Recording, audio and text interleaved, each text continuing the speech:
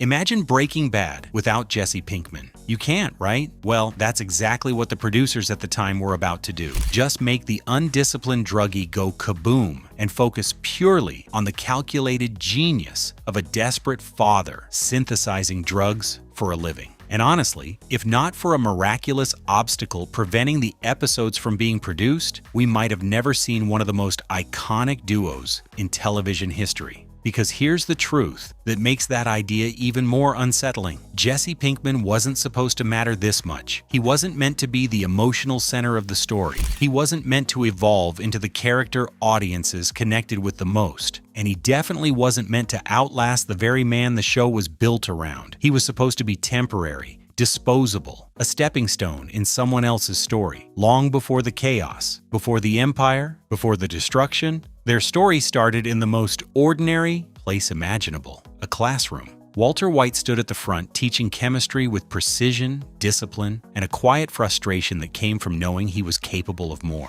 And somewhere in that room sat Jesse Pinkman, unfocused, uninterested, already slipping through a system that wasn't built to hold him. Two people moving in completely different directions. One obsessed with control, the other defined by the lack of it. Years later, those two paths cross again. But this time, the balance has shifted. Walter isn't just a teacher anymore, and Jesse isn't just a failed student. Jesse had taken fragments of what he learned and turned it into survival, cooking meth on his own. Not clean, not consistent, but enough to stay afloat. A small-time operation, messy, unstable, and then Walter sees it, not as failure, but as potential. Their partnership doesn't begin with trust, it begins with leverage. Walter forces his way in, recognizing that Jesse has access to a world he doesn't understand. Jesse in turn realizes that Walter can do something no one else can, make it better. When they combine what they have, everything changes. The product becomes purer, stronger, recognizable.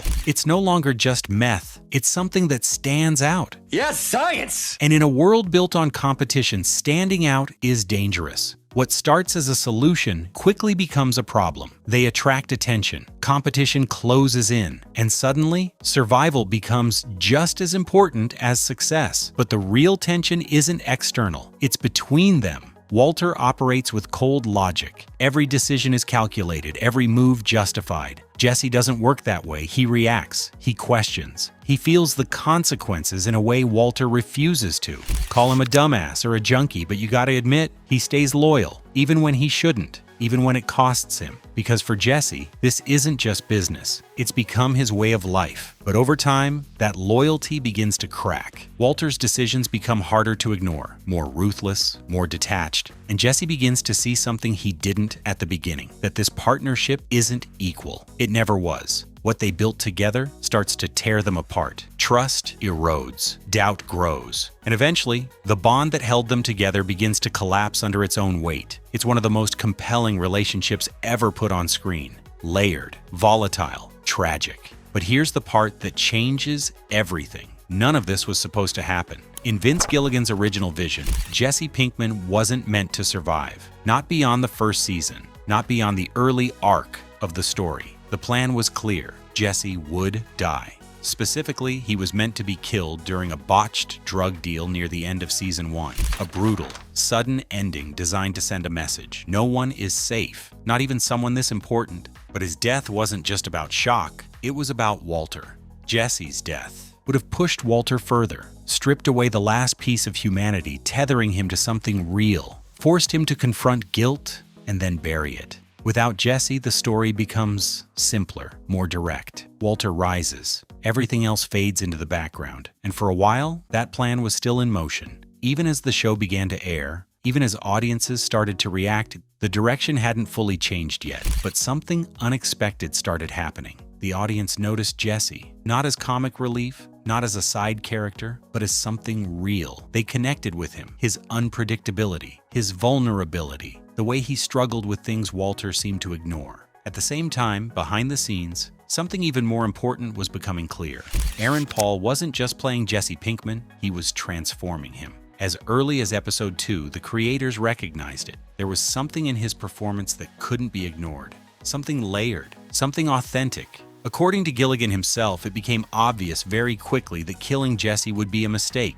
not because the original idea lacked impact, but because the character had grown beyond it. Still, the decision wasn't immediate. The original plan wasn't discarded overnight, it lingered, because from a storytelling perspective, it made sense. It was bold, it was decisive, it reinforced the idea that this world had consequences. But storytelling isn't just about plans. It's about recognizing when something better emerges, and Jesse had become something better. Then came the turning point no one could have predicted, the 2007 Writers Guild of America strike. Production stopped, scripts halted, and the first season, originally intended to have 9 episodes, was cut short. The final 2 episodes, including the one where Jesse was supposed to die, were never made. And in that interruption, everything changed. Because now, the creators had time. Time to step back. Time to reconsider. Time to look at what they had created and what they were about to lose.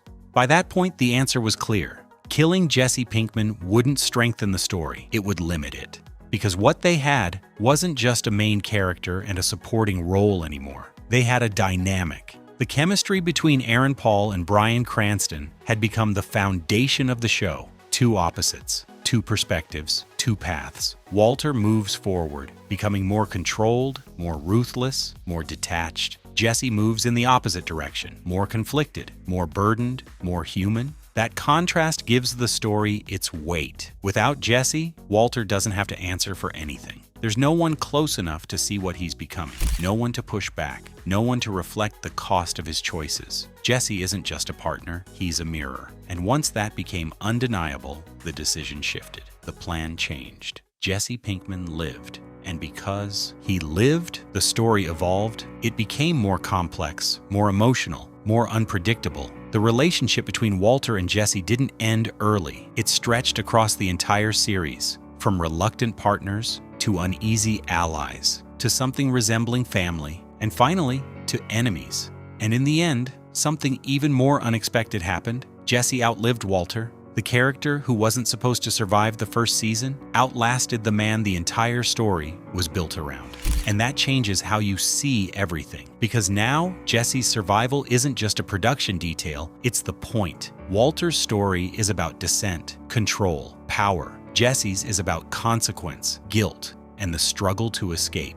2 paths that start together and end in completely different places. And none of that exists in the original version of the story. In that version, Jesse dies early, Walter continues. The narrative tightens, but it also loses something. It loses resistance. It loses contrast. It loses the emotional core that made the story resonate. Instead, we got something else. A story that adapted. A story that changed. A story that recognized its own potential before it was too late. And it all comes back to that moment. The moment Jesse Pinkman was supposed to die. And didn't. Because sometimes, the most important decisions in storytelling aren't the ones you plan from the beginning. They're the ones you almost get wrong.